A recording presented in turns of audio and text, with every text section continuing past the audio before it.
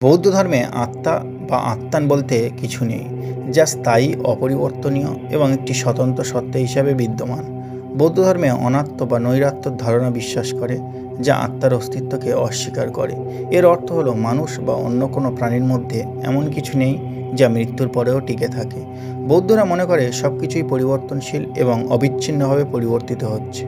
বৌদ্ধ ধর্মে আত্মা শব্দটি সাধারণত অস্তিত্বের সারমর্ম বা স্ব অর্থে ব্যবহৃত হয় না, যা হিন্দু দর্শনে দেখা যায়।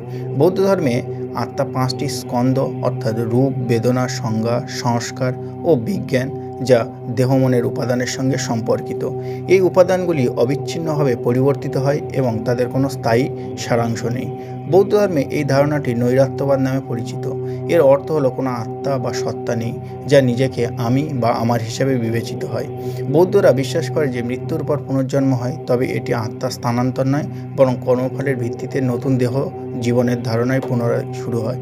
সংক্ষেপে, বৌদ্ধ ধর্মে আত্মা বা সত্তা ধারণাকে অস্বীকার করে এবং পরিবর্তে অনাত্ম এবং নৈরাত্য ধারণাকে বিশ্বাস করে।